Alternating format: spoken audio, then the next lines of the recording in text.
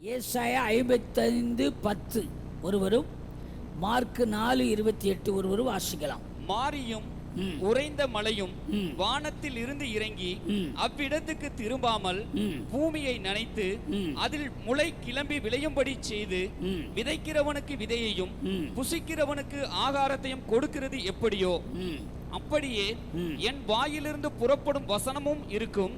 அது வெறுமையாய் என்னிடத்திற்கு திரும்பாமல் அது நான் விரும்புகிறதை செய்து நான் அதை அனுப்பின காரியமாகும்படி வாய்க்கும். 10 வாசிக்கிற மாரியும் உறைந்த மழையும் வானத்திலிருந்து இறங்கி அவிடத்துக்கு திரும்பாமல் மறுபடி திரும்பாமல் பூமியை நனைத்து அதன் முளை கிளம்பி விளையும்படி செய்து விதைக்கிறவனுக்கு விதையும் புசிக்கிறவனுக்கு ஆகாரத்தையும் கொடுக்கிறது எப்படியோ அப்படியே என் வாயிலிருந்து புறப்படும் வசனமும் இருக்கும். அது வெறுமையாய் என்னிடத்திற்கு திரும்பாமல் அது நான் விரும்புகிறதை செய்து நான் அதை அனுப்பின காரியமாகும்படி வாய்க்கும் அப்படின்னு பார்க்கிறோம். இப்போ நம்ம ஆண்டவரை குறித்து பார்க்கிறோம். ஆண்டவர் எப்படி இருக்கிறாரு? வார்த்தையா இருக்கிறார். எங்க வாசிக்கிறோம்? யோவான் எழுதின சுவிசேஷத்தில் வாசிக்கிறோம். 1வது அதிகாரம் முதல் 3 வசனம் வாசிக்கலாம். கொச்சிக்கிறோம்.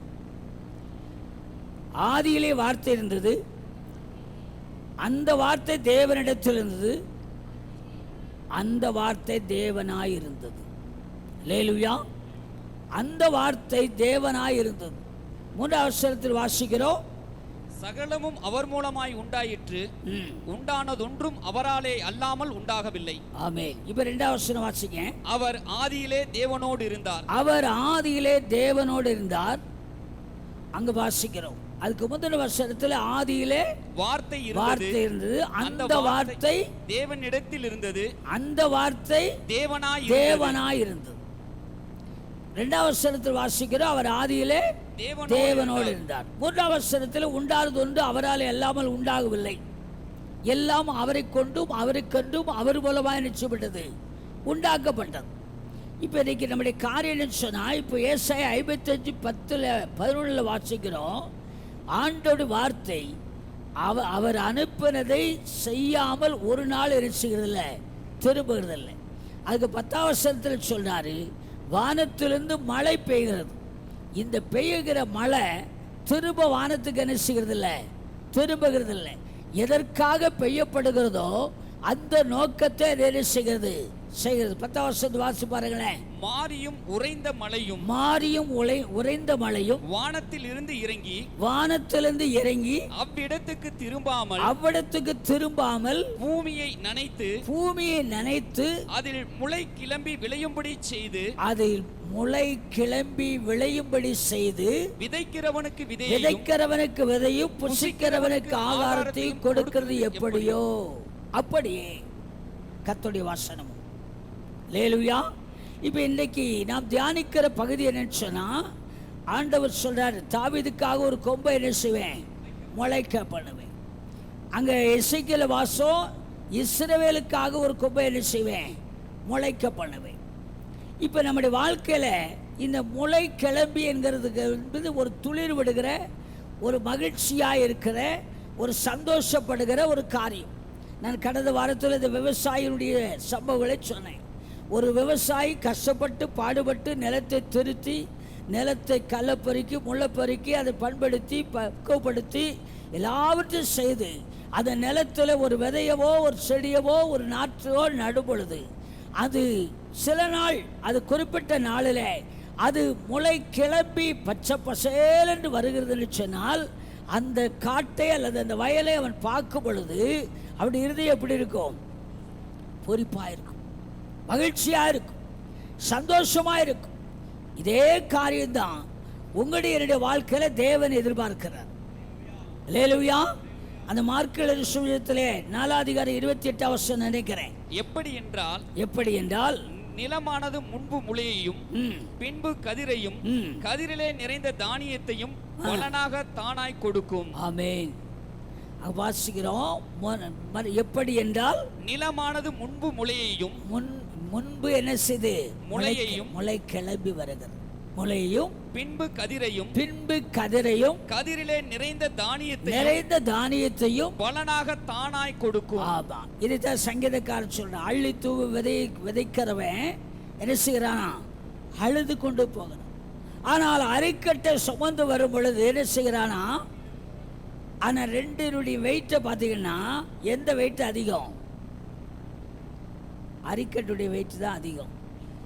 விதையை ஒரு சாதாரண ஒரு நார்பெட்டியில் ஒரு கொட்டானில் கொண்டு போயிடலாம் ஈஸியாக. அதை போய் விதைக்கும் பொழுது எப்படி விதைக்கிறானா? கண்ணீரோட விதைக்கிறான். ஆனால் அரிக்கட்டுகளை சுமந்து தலையை வைத்து மாறி மாறி நூற்றுக்கணக்கான ஆயிரக்கணக்கான அரிக்கட்டுகளை வயலில் அறுத்து களத்துக்கு கொண்டு வரும் பொழுது அவருடைய களைப்போ இழைப்போ அவனுக்கு இருக்கிற பாரமோ பெரிதாய் தெரியவில்லை. அவன் எப்படி வருகிறானா? கம்பீரத்தோட, சந்தோஷத்தோட, மகிழ்ச்சியோட. அப்ப அந்த பலன் கிடைக்கும் பொழுது அவனுடைய வாழ்க்கையில் ஒரு பெரிய மறுமலர்ச்சி, ஒரு மகிழ்ச்சி உண்டாகும். எபிரேயர் 11:6 அதைத்தான் வாசிக்கிறோம்.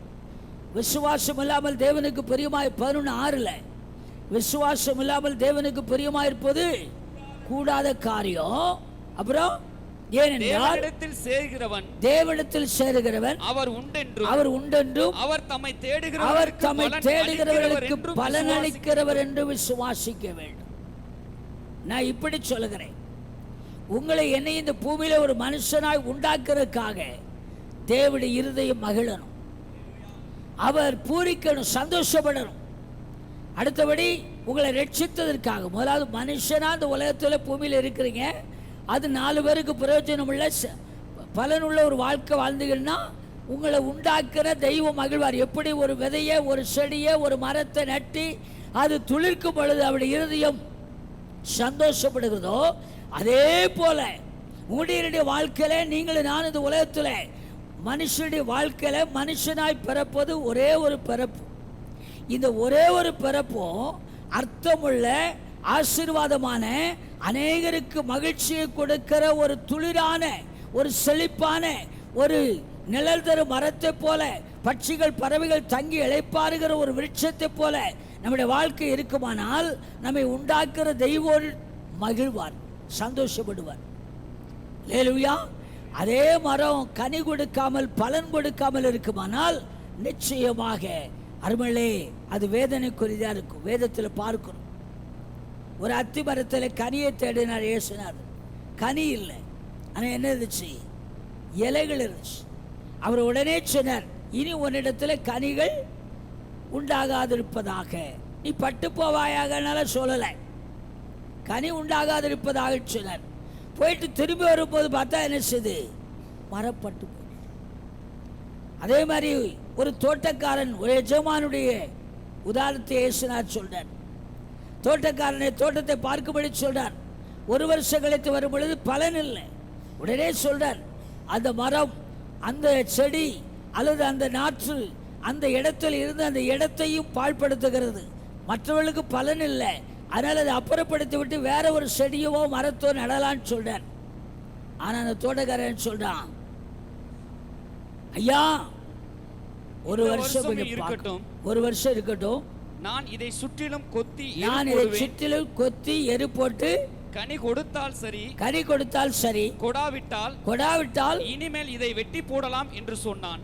இனிமேல் இதை வெட்டி போடலாம் என்று சொன்னான். கீழே வாசிங்க, அடுத்த வசனம், அடுத்த பகுதி வாசிங்க. அடுத்த பகுதி இல்லையா?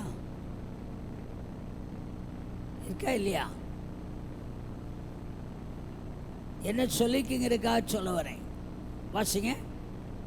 லூக்கா 13ஆம் அதிகாரம் 6 முதல். அப்பொழுது அவர் ஒரு ஓமையை சொன்னார். ஒருவன் தன் திராட்சை தோட்டத்தில் ஒரு அத்தி மரத்தை நட்டிருந்தான். அவன் வந்து அதிலே கனியை தேடின போது ஒன்றும் காணவில்லை. அப்பொழுது அவன் தோட்டக்காரனை நோக்கி, இதோ 3 வருஷமாய் இந்த அத்தி மரத்திலே கனியை தேடி வருகிறேன், ஒன்றையும் காணவில்லை, இதை வெட்டி போடு, இது நிலத்தையும் ஏன் கெடுக்கிறது என்றான்.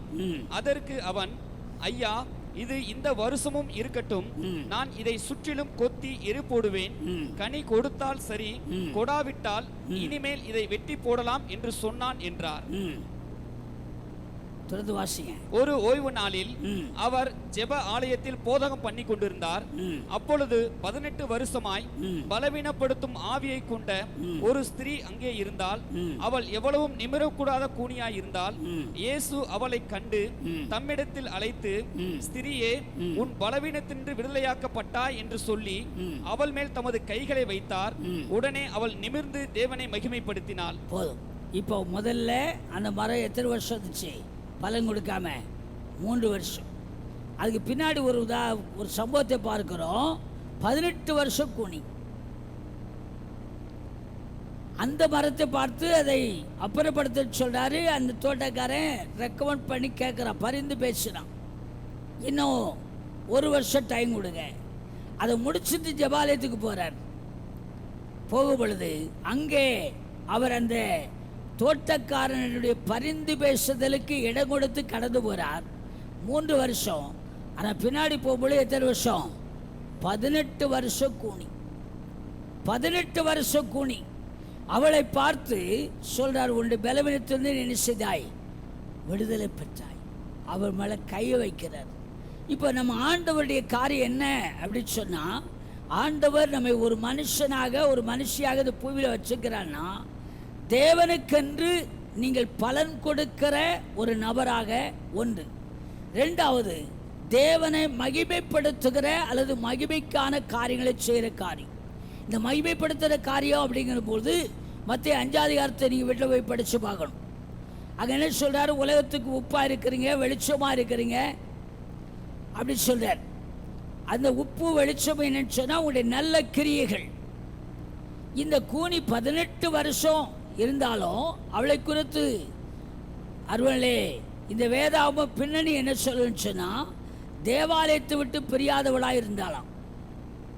எப்படியும் என்னுடைய வாழ்க்கையில் ஒரு விடுதலை, ஒரு விருட்சம், ஒரு விமோச்சனம் கிடைக்கும், நான் ஆண்டவரை மகிமைப்படுத்துவேன் என்று சொல்லி விடாப்பிடியாக அவள் காத்திருக்கிறாள். ஆனால் அங்கே திராட்சை தோட்டத்துக்குள்ளே நட்டப்பட்ட அந்த மரம் 3 வருஷமாய் அதற்கு எல்லா பாடுகள் பிரயாட்சிகள் பட்டாலும் அது என்ன கொடுக்கல? கனி கொடுக்கல. கனி கொடுக்கலன்னு உடனே அந்த பகுதியை மட்டும் திரும்ப வாசிங்க. அப்பொழுது அவன் தோட்டக்காரனை நோக்கி இதோ 3 வருஷமா இந்த அத்திமரத்திலே கனியை தேடி வருகிறேன், ஒன்றையும் காணவில்லை. இதை வெட்டி போடு, இது நிலத்தையும் ஏன் கெடுக்கிறது என்றான். ஆமென். நிலத்தையும் ஏன் கெடுக்கிறது? அந்த இடத்துல வேறொரு மரத்தை அடிச்சலாம், என்ன செய்யலாம்? நட்டலாம், அது பலன் கொடுக்கலாம். அதனால இதுவும் கனி கொடுக்கல, இந்த இடமும் பாழாய் போகிறது என்று சொல்லி இதே காரியத்தை தான் இன்னைக்கு நீங்களும் நானும் தேவனுக்கென்று துளிர் விட்டு செடியாக, மரமாக, விருட்சமாக வளர வேண்டும், அநேகருக்கு ஆசீர்வாதமாக இருக்க வேண்டும் என்பதுதான் தேவனுடைய திட்டம். இந்த உலகத்தில் ஒரே ஒரு வாழ்க்கை, மனுஷ பிறவி. அதுலேயும் நமக்கு கிடைத்த பாக்கியம் இயேசுதான் தெய்வம், அவரை தவிர இந்த பூமியில் யாரும் இல்லை என்கிற அறிவு கண்களை திறந்து பாவ மன்னிப்பு நிச்சயத்தை பெற்று ஆண்டவருடைய பிள்ளையாய் மாறி இருக்கிறது 2வது கிடைத்த பாக்கியம். 3வது, அருமையிலே ஆண்டவரை ஆராதிக்கிற பரிசுத்தாவின் அபிஷேகத்தை பெற்று கர்த்தரை ஆராதிக்கிற அனுபவம் தேவனுக்கு கொடுத்த, நமக்கு கொடுத்த மகாபரிய கிருபை அல்லது இரக்கம். அல்லேலூயா. இதை பெற்றுக்கொண்ட நீங்களும் நானும் அப்படியே இருக்கிறதுக்கு தேவன் நம்மை அழைக்கவில்லை, உயிரோட வைக்கவில்லை, அவரை வெளிப்படுத்தவில்லை, ரட்சிக்கவில்லை, அபிஷேகவில்லை. அல்லேலூயா.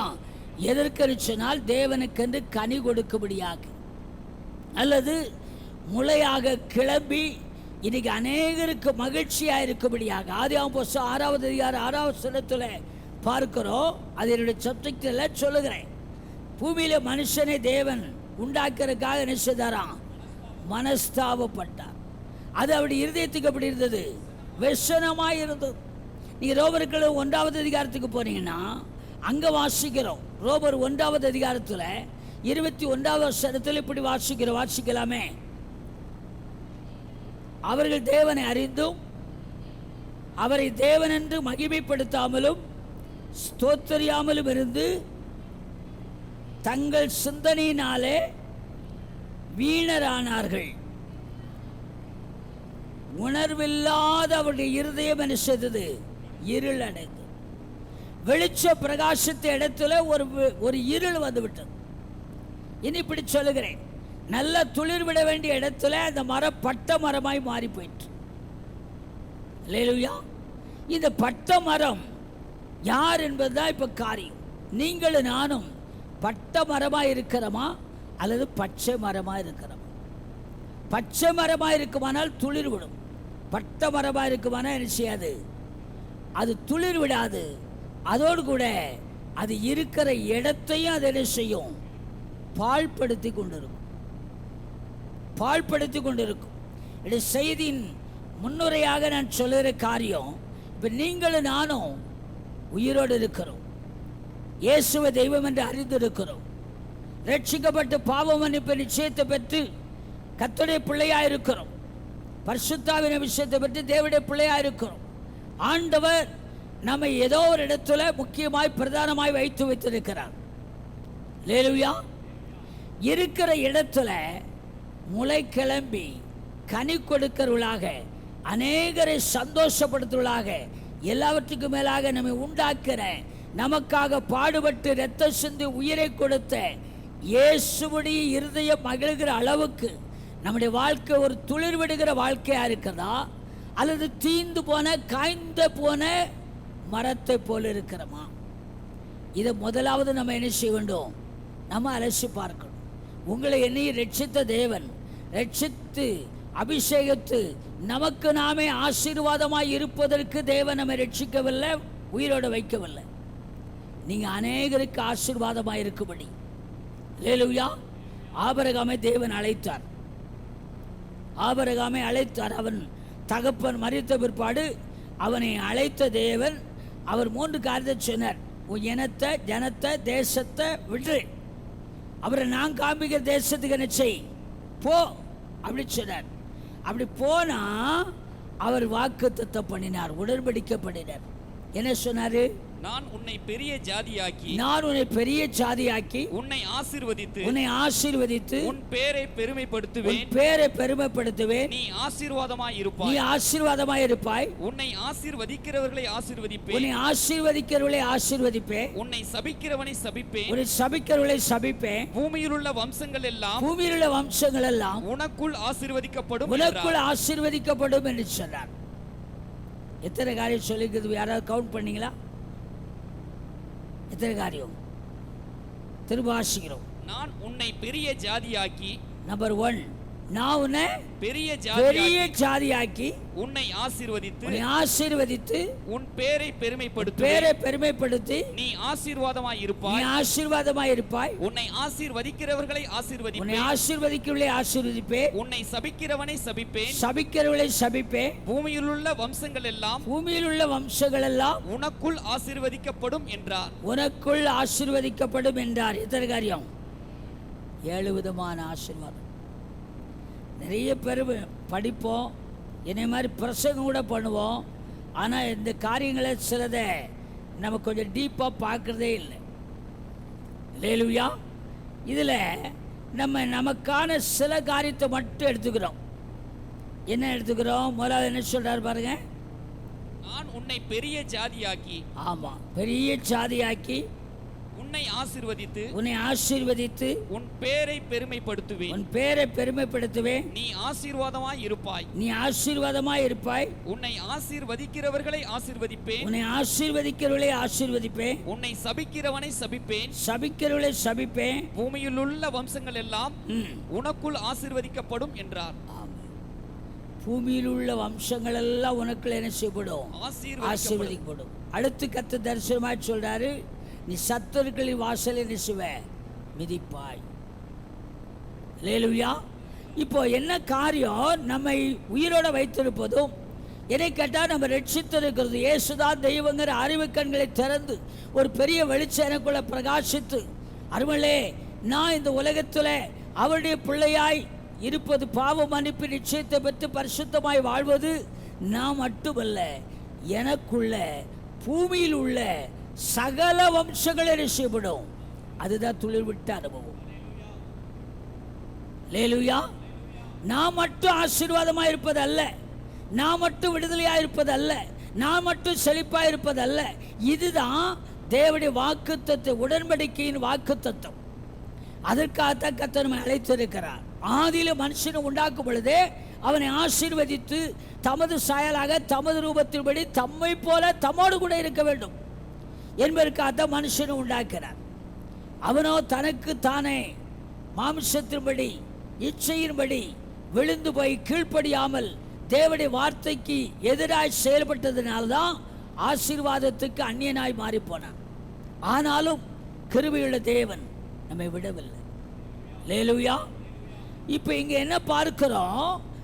மனுஷனை உண்டாக்குறதுக்காக தேவன் மனஸ்தாபப்பட்டார். அது அவருடைய இருதயத்துக்கு எப்படி இருந்தது? விஷனமாய் இருந்தது. ரோமர்கள் நிருபத்தில் வாசிக்கும் பொழுது அருமையிலே அவர்கள் தேவனை அறிந்தும் தேவன் என்று மகிமைப்படுத்தாமல் ஸ்தோத்திரியாமல் இருந்து அவர்கள் என்ன செய்தார்கள்? சிந்தனையினாலே வீணரானார்கள். உணர்வில்லாத இருதயம் அவர்கள் என்ன செய்தது? இருள் அடைந்தது. கீழே பார்த்தீங்கன்னா ஆண்டவரே அவர்களை கேட்டுக்கு அசுத்தத்துக்கு நினைச்சதாரு ஒப்பு கொடுத்தார். இங்க பார்க்கிறது பட்ட மரமாய் பச்சை மரமாய் இருக்க வேண்டிய நம்ம பட்ட மரமாய் மாறி போகிறோம். இந்த பட்ட மரத்தை ஆண்டவர் துளிர்க்க பண்ண விரும்புகிறார். அல்லேலூயா. ஒருவேளை நீங்கள் நானும் ரட்சிக்கப்பட்டும் கூட பட்ட மரமாய் இருப்போமானால் நம்முடைய வாழ்க்கையிலே பச்சை மரமாய் மாற்ற ஆண்டவர் விரும்புகிறார். என்னாம புஸ்தகத்தில் ஒரு சம்பவத்தை வாசிக்கிறோம். 17வது அதிகாரம் நினைக்கிறேன், 5வது வசனம். என்னாம 17:5 வாசி பாருங்க.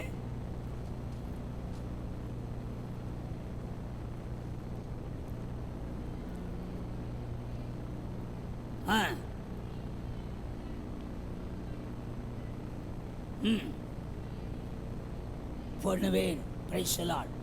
இங்க முதல் வார்த்தை, அப்பொழுது நான் தெரிந்து கொள்ளுகிறவனுடைய கோல் நான் தெரிந்து கொள்ளவனுடைய கோல் என்ன செய்யும்? துளிர்க்கும். இப்போ பட்ட மரமாய் இருக்கிற நம்மை துளிர்க்கிற கோலாய் ஆண்டவர் மாற்ற விரும்புகிறார். அல்லேலூயா. அதே எண்ணாமத்தில் 16வது அதிகாரம் நினைக்கிறேன், 16வது அதிகாரம் 5வது வசனம் முதல் 5, 6, 7 வாசிங்க. பின்பு அவன் கோராகையும் அவனுடைய எல்லா கூட்டத்தையும் நோக்கி, நாளைக்கு கர்த்தர் தம்முடையவன் இன்னான் என்றும் தம் அண்டையிலே சேர தாம் கட்டளையிட்ட பரிசுத்தவான் இன்னான் என்றும் காண்பிப்பார். அப்பொழுது எவனை தெரிந்து கொள்வாரோ அவனை தம்மிடத்தில் சேர கட்டளையிடுவார். ஒன்று செய்யுங்கள், கோராகின் கூட்டத்தார்களே, நீங்கள் எல்லாரும் தூப கலசங்களை எடுத்துக்கொண்டு நாளைக்கு அவைகளில் அக்கினி போட்டு கர்த்தருடைய சந்நிதியில் தூப வர்க்கம் இடுங்கள். அப்பொழுது கர்த்தர் எவனை தெரிந்து கொள்வாரோ அவன் பரிசுத்தவானாய் இருப்பான். லேவியின் புத்திரராகிய நீங்களே மிஞ்சி போகிறீர்கள் என்றான். போதும், நீ தொடர்ந்து வீட்டில் போய் இந்த 7ஆம் வருஷத்தை படித்து பாருங்க. அந்த 5வது வருஷம் சொல்லுகிறது என்ன வாசிக்கிறோம்? பின்பு அவன் கோராகியும் அவனுடைய எல்லா கூட்டத்தையும் நோக்கி, நாளைக்கு கர்த்தர் தம்முடையவன் இன்னான் என்றும் தம் அண்டையிலே சேர தாம் கட்டளையிட்ட பரிசுத்தவான் இன்னான் என்றும் காண்பிப்பார். அப்பொழுது எவனை தெரிந்து கொள்வாரோ அவனை தம்மிடத்தில் சேர கட்டளையிடுவார். ஆமென். நான் கடந்த வார்த்தையிலே எபேசு 1வது அதிகாரத்தை சொன்னேன். இந்த வார்த்தையா இருக்கிற தேவன் அவர்களை எப்படி நம்மை தெரிந்து கொண்டார் என்று சொன்னால், எபேசு 1வது அதிகாரத்தில் அவர்களே 4வது வசனத்திலிருந்து நான் வாசித்து நினைக்கிறேன். அங்கே வாசிக்கிறோம், அன்பில் பரிசுத்தமுள்ளவர்களாக இருக்கும்படி தேவன் நம்மை உலக தோற்றத்துக்கு முன்னே என்ன செய்தாரு? தெரிந்து கொண்டார். அதே 1வது அதிகாரம் 12வது வசனத்தை இப்படி வாசிக்கிறோம், தமது சித்தத்தின் ஆலோசனைக்கு தக்கதாக எல்லாவற்றையும் நடப்பிக்கிற அவருடைய தீர்மானத்தின் படியே நாங்கள் முன் குறிக்கப்பட்டு கிறிஸ்துவுக்குள் அவருடைய சுதந்திரமாகும்படி தெரிந்து கொள்ளப்பட்டோம். ஆமென். அல்லேலூயா. இப்போ இங்கே 8ஆம் வருஷத்திலையும் அதைத்தான் 16வது அதிகாரத்திலும் 17வது வருஷத்திலும் வாசிக்கிறோம். என்று விளங்கப்படும்படி நீங்கள் 5ஆம் வசனம் முதல் 8ஆம் வசனம் வரைக்கும் வாசித்து கொண்டீர்களால், 7ஆம் வசனம் வரைக்கும் வாசித்தீர்களால் அங்கே அந்த காரியம் சொல்லப்படுகிறது. இப்போ நீங்களும் நானும் ஆண்டவரமை முதலாவது உண்டாக்குறது அவர் சாயலாக அவருடைய ரூபத்தின்படி அவரை போல அவரோடு கூட இருக்கும்படி தேவன் நம்மை தெரிந்து கொண்டார். தெரிந்து கொண்ட தேவன் நம்மை ஆசீர்வதித்தார். நமக்கு உண்டான எல்லாவற்றையும் செய்து அருளை ஆயத்தம் பண்ணி முடித்த பிற்பாடுதான் நம்மளை உண்டாக்கினார்.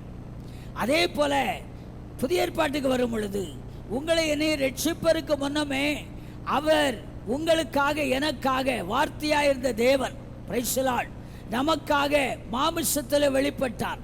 இந்த யோவான் 1:14 அதை வாசிக்கிறோம்.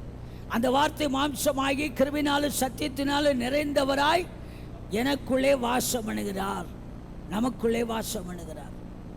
அப்ப அவர் என்றைக்கு நமக்குள்ளே வாசம் பண்ணும்படியாக நம்மை தெரிந்து கொண்டாரோ, இந்த வார்த்தையாய் இருக்கிற தேவன் இந்த உலகத்தில் மனித அவதாரம் எடுத்து மானிடனாய் பிறந்தார். எதற்குன்னு சொன்னால், பச்சை மரமாய் அல்லது ஆசீர்வாதமாய் தேவனுக்கு மகிமையாய் இருக்க வேண்டிய மனுஷன் சீர்கட்டு போய் காய்ந்த கோலை போல, பட்ட மரத்தை போல சாபத்துக்கும் அக்கிரமத்துக்கும் அசுத்தத்துக்கும் அந்தகாரத்துக்கும் நரகாக்கிரைக்கும் ஆளாய்விட்டபடினாலே இவனை திரும்பவும் மீட்டுக்கொள்ள வேண்டும் என்பதற்காகவே விண்ணுலகத்தை விட்டு மண்ணுலகத்துக்கு வந்தார். நீ யோவான் 3:16 தான் எல்லாரும் அதிகமாய் சொல்லுவாங்க. தேவன் தம்முடைய ஒரே பேரான குமாரை விசுவாசிக்க எவனோ அவன் கெட்டு போகாமல் நித்திய ஜீவனை அடைபடிக்கு அவரை தந்தொழி இவ்வளவாய் உலகத்தில் அன்பு கொண்டார். அதோடு சில முடிச்சிருவாங்க. ஆனால் 17ஆம் வசனம் தான் ரொம்ப தெளிவாக சொல்லியிருக்கும். யோவான் 3:17 வாசி பாருங்களேன். உலகத்தை ஆக்கினைக்குள்ளாக தீர்க்கும்படி, உலகத்தையும் உலகத்தில் உள்ள உங்களை என்னையும் தண்டிக்காதபடிக்கு, ஆக்கினைக்குள்ளாக தீர்க்காதபடிக்கு தேவன் தம்முடைய குமாரனை உலகத்தில் அனுப்பாமல் அவராலே உலகம் ரட்சிக்கப்படுவதற்காகவே அவரை அனுப்பினார். ஆமென். வார்த்தையா இருக்கிற தேவன். Praise the Lord. உலகம் ஆக்கினைக்குள்ளாக, ஏன்னா அவ்வளவு தண்டிக்கப்பட வேண்டிய, இப்ப சொல்ல போனால் சுட்டரிக்கப்பட வேண்டியதான் முடிவு. மனுக்குலத்துடைய முடிவு சுட்டரிக்கப்பட வேண்டியதுதான். இது யோவான் 15ஆம் அதிகாரத்தில் சொல்லுவார். அதே மாதிரிதான் இயேசுவானவர் அநேக இடத்துல சொல்லியிருக்கிறார். கனி கூடாத மரபெல்லாம் வெட்டுண்டு அக்கினியில் எரிச்சப்படும், போடப்படும். சுட்டரிக்கப்படுவதான் முடிவு. உயிரோட வச்ச பிரயோஜனம் இல்லை, ரட்சித்து பிரயோஜனம் இல்லை, பாவத்தை மன்னித்து பிரயோஜனம் இல்லை, அபிஷேகத்து பிரயோஜனம் இல்லை, ஆசீர்வதித்து பிரயோஜனம் இல்லை. அதெல்லாம் ஆதியாகமம் 6:6 ரோமர் 1ஆவது அதிகாரம் தெளிவாக சொல்லுகிறது. 6ஆம் அதிகாரம் 6ஆம் வசனத்தில் படிச்சிங்கன்னா ரொம்ப ஆண்டவருடைய இருதயம் எப்படி இருக்கிறது என்கிறதை நம்ம பார்க்கிறோம். மறுபடியும் வாசிங்களேன். தாம் பூமியிலே மனுஷனை உண்டாக்கினதற்காக கர்த்தர் மனஸ்தாபப்பட்டார். அது அவர் இருதயத்துக்கு விஷனமாயிருந்தது. அல்லேலூயா. இன்னும் கீழே படிச்சு பார்த்தீங்கன்னா ரொம்ப ஆண்டவருடைய இருதயம் குமருகிறதாக பார்க்கணும். அதனால தான் தேவன் பூமியை அழிக்க வேண்டும் என்று விரும்பினார். அப்போ விஷயம் என்ன? காய்ந்த கோலாயிற்று, சாபத்துக்குரிய மரமாயிற்று. இதனாலே என்ன செய்ய வேண்டியது? வெட்டுண்டு அக்கிரியிலே சுட்டரிக்கப்படுவதா முடிவு. ஆனாலும் அதான் அந்த 3 தண்டிப்பதற்காக இயேசு வரவில்லை. அல்லேலூயா. தண்டிப்பதற்காக வரவில்லை, ரட்சிப்பதற்காகவே இயேசு இந்த உலகத்திலே பூமியில் இறங்கி வந்தார். இறங்கி வந்தவர் என்னையா செய்தார்? நமக்காக கல்வாரி சிலுவையிலே அந்த மரத்தில் அவர் தொங்கினார். நம்முடைய எல்லாருடைய சாபத்தையும் அவர் அங்கே ஏற்றுக்கொண்டார் என்று பார்க்கிறோம். நான் போன வாரம் சொன்னேன், சங்கீதம் 33:12 அருளை யோவான் 1:12 வாசிக்கிறோம். அவருடைய நாமத்தின் மேல் விசுவாசம் உள்ளவர்களாக அவர் ஏற்றுக்கொண்டவர்கள் எத்தனை பேர்கள் அத்தனை பேர்கள் அவருடைய பிள்ளைகளாகும்படி அவர்களுக்கு அதிகாரம் கொடுத்தார். 33 வாசிக்கிறோம். அருளே ஜாதி ஜனம் பாக்கியம் உள்ளது, கர்த்தரை தங்களுக்கு தெய்வமாய் கொண்ட ஜாதியும் அவர் தமக்கு சுதந்திரமாய் தெரிந்து கொண்ட ஜனமும் பாக்கியம் உள்ளது. சங்கீதம் 135:4 வாசிக்கிறோம். நீங்களும் நானும் சுதந்திரமாகும்படி தேவனவை தெரிந்து கொண்டார். எப்படி தெரிந்து கொண்டார்னா, கடந்த வாரத்தில் சொன்னேன், தன்னுடைய பாடு மரணத்தின் மூலமாய் பாடுபடவும் இரத்த சிந்தவும் உயிரை கொடுக்கவும் அவர் வந்தார் சொல்லி, இன்றைக்கு அதை எங்க செய்தார் என்று சொல்லிதான் உங்களுக்கு சொல்லிக் கொண்டிருக்கிறேன். எங்க செய்தார்? கல்வாரி சிலுவையிலே, சிலுவை மரத்தில். அந்த மரம் ஒரு பட்ட மரம், அந்த மரம் ஒரு தண்டனையின் சின்னம். தண்டிக்கப்பட வேண்டிய குற்றம் செய்து சமுதாயத்துக்கு விரோதமாய் கொலை பண்ணப்பட வேண்டிய, அந்த கொலை பண்ணப்பட வேண்டியதான சின்னம் தான் அந்த சிலுவை. அது இயேசு மரணத்துக்கு பிற்பாடு சாபமான சின்னம் என்ன சின்னமாய் மாறிட்டு? புனித சின்னமாய் மாறிட்டு, ஆசீர்வாதமான சின்னமாய் மாறிட்டு. உங்களுக்காக எனக்காக இயேசு கல்வாரி மரத்திலே அவர் பாடுபடவும் இரத்த சிந்தவும் உயிரை கொடுத்ததுனால அருவிலே அந்த மரம் தான் துளுத்துருச்சு. அன்றைக்கு அந்த மரம் அருவிலே கொலை குற்றவாளிக்கு என்று சொல்லி தண்டனைக்குரிய மரமாய் இருந்தது. அதுதான் இப்ப யோவான் 3:17 நான் சொல்லுகிறேன். மறுபடியும் வாசிங்களேன். யோவான் 3:17. உலகத்தை ஆக்கினைக்குள்ளாக தீர்க்கும்படி தேவன் தம்முடைய குமாரனை உலகத்தில் அனுப்பாமல் குமாரனாயிருக்கிற இயேசுவை உலகத்துக்கு அனுப்பாமல் அவராலே உலகம் ரட்சிக்கப்படுவதற்காகவே அவரை அனுப்பினார். உலகம் ரட்சிக்கப்படுவதற்காகவே. அருவளை தண்டனையின் சின்னம், சாபத்தின் சின்னம், இப்படி சொல்லுகிறேன். தண்டனையின் மரம், சாபத்தின் மரம். இன்னைக்கு தூக்கு தண்டனை கைதிகளுக்கு தூக்கு தண்டனை என்கிற ஒரு தூக்கு கயிறை வைத்திருப்பது போல அன்றைக்கு சிலுவை அருமல்லே கொலை குற்றவாளிகளையும் தேச துறைகளையும் சமுதாய இவர்களை தண்டிக்க வேண்டிய சாப சின்னம், மரண சின்னம். ஆனா அந்த சின்னத்துல, அந்த மரத்துல இயேசு மரித்தார். மரித்த பொழுது அதே மரம், பட்ட மரம், துளித்த மரமாய் மாறிட்டு, சாபத்தின் மரம் ஆசீர்வாதத்தின் மரமாய் செய்து மாறிட்டு. இதைத்தான் கலாத்தியர் கழகத்தில் பவுல் சொல்லுவார். 3வது நினைக்கிறேன், கலாத்தியர் 3:13 வாசிங்க. 12-13. எத்தனை வருஷம்? 13. மரத்திலே தூக்கப்பட்ட எவனும் சபிக்கப்பட்டவன் என்று எழுதி இருக்கிறபடி கிறிஸ்து நமக்காக சாபமாகி நியாய பிரமாணத்தின் சாபத்திற்கு நம்மை நீங்களாக்கி மீட்டு கொண்டார். ஆமென். அல்லேலூயா. அந்த வருஷத்தை திரும்ப வாசிங்க. மரத்திலே தூக்கப்பட்ட எவனும் சபிக்கப்பட்டவன் என்று எழுதி இருக்கிறபடி கிறிஸ்து நமக்காக சாபமாகி நியாய பிரமாணத்தின் சாபத்திற்கு நம்மை நீங்களாக்கி மீட்டு கொண்டார். Praise the Lord. அந்த சாப சின்னம் உங்களுக்காக எனக்காக மீட்பின் சின்னமாய் மாறிற்று. அதுதான் துளிர் விட்டது. அந்த நாட்களே இயேசுவின் மரணத்துக்கு முன்பதாக அந்த சிலுவையை குறித்து பேசியிருப்பார்களானால் அந்த சிலுவை ஒரு கொடூரமான காட்சியாய் காணப்படும். தண்டனையின் சின்னம், மரணத்தின் சின்னம், அலறலின் சின்னம், கூக்கலின் சின்னம், காய்ந்த மரம். அதே மரத்தில் உங்களுக்காக எனக்காக இயேசு பாடுபடவும் இரத்த சிந்தவும் உயிரை கொடுக்கவும் ஆன பொழுது அந்த பட்ட மரம் பச்சை மரமாக மாறிற்று. சாபத்தின் மரம் அருமலே இயேசு மரித்த பொழுது அவர் தண்டிக்கப்படி வராமல் ரட்சிக்கும்படி, விடுதலை ஆக்கும்படி இயேசு இந்த உலகத்தில் மனிதனாய் பிறந்தார். அல்லேலூயா.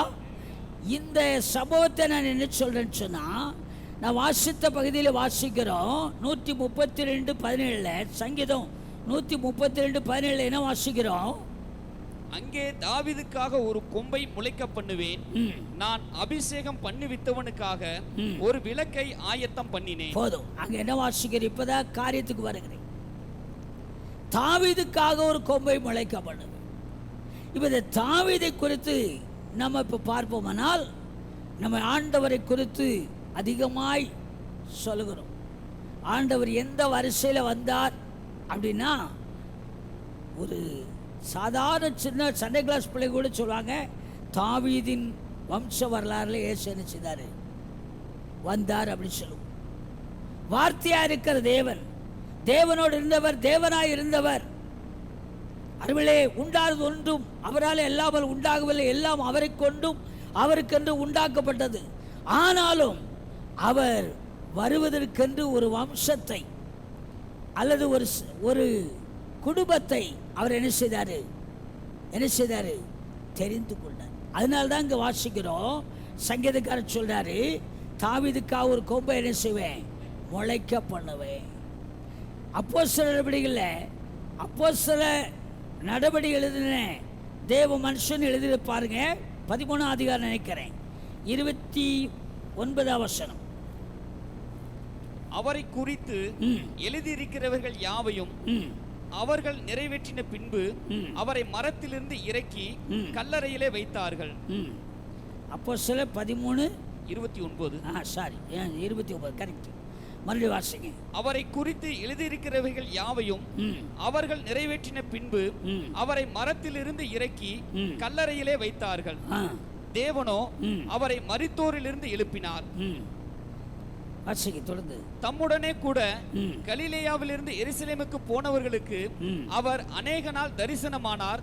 அவர்களே ஜனங்களுக்கு முன்பாக அவருக்கு சாட்சிகளாய் இருக்கிறார்கள். போதும், சாட்சிகளாய் இருந்தார்கள். இப்போ அப்போஸ்தலர் 13:22 வாசிங்க. பின்பு அவர் அவனை தள்ளி தாவீதை அவர்களுக்கு ராஜாவாக ஏற்படுத்தி ஈசாயின் குமாரனாகிய தாவீதை என் இருதயத்துக்கு ஏற்றவனாக கண்டேன், எனக்கு சித்தமானவைகளை எல்லாம் அவன் செய்வான் என்று அவனை குறித்து சாட்சியம் கொடுத்தார். இப்ப அங்க வாசித்தோம். 29 வாசிக்கும் பொழுது அங்கேயும் ஒரு சாட்சியை பார்க்கும். என்ன சாட்சி? அந்த பகுதி மட்டும் வாசிங்களேன். அவரை குறித்து எழுதி இருக்கிறவர்கள் யாவையும் அவர்கள் நிறைவேற்றின பின்பு அவரை மரத்தில் இருந்து இறக்கி கல்லறையிலே வைத்தார்கள். தேவனோ அவரை மரித்தோரிலிருந்து எழுப்பினார். தம்முடனே கூட கலிலேயாவிலிருந்து எருசலேமுக்கு போனவர்களுக்கு அவர் அநேக நாள் தரிசனமானார். அவர்களே ஜனங்களுக்கு முன்பாக அவருக்கு சாட்சிகளாய் இருக்கிறார்கள். இப்ப 22 என்ன பார்க்கிறோம்? பின்பு அவர் அவனை தள்ளி தாவீதை அவர்களுக்கு ராஜாவாக ஏற்படுத்தி ஈசாயின் குமாரனாகிய தாவீதை என் இருதயத்துக்கு ஏற்றவனாக கண்டேன். போதும். இங்க என்ன வாசிக்கிறோம்? இப்ப நமக்கு தாவீதுக்காக ஒரு கொம்பை முளைக்கப்படுவேன் சொன்னவர். இப்ப தாவீதின் சரித்திரத்தை படிச்சு பார்த்தீங்கன்னா அருமலை ஈசாய்க்கு இருந்த எல்லா குமாரர்களை காட்டிலும் தாவீதை நான் சொல்லுவேன், நான் இப்படி சொல்கிறேன், ஒரு பிள்ளைனே அவன் நினைக்கல. அல்லேலூயா. எல்லா வாட்ட சாட்டமாக இருந்தாங்க. அவர்களைத்தான் ராஜாவாக நினைத்தான், ராஜாவாக்க நினைத்தான். ஆனால் தாவீதை ஒரு குமாரன் என்றே அவன் நினைச்சவில்லை, சிந்திக்கவில்லை. இன்னும் சொல்லப்போனா ஆகாதது உதவாக்கரை என்று சொல்லுது போல மறக்கப்பட்ட ஒரு பிள்ளையா இருந்தான். அதுதான் பட்டமரம். அல்லேலூயா. ஆனா ஈசாய் நினைத்தது அல்ல தேவனுடைய எண்ணம்.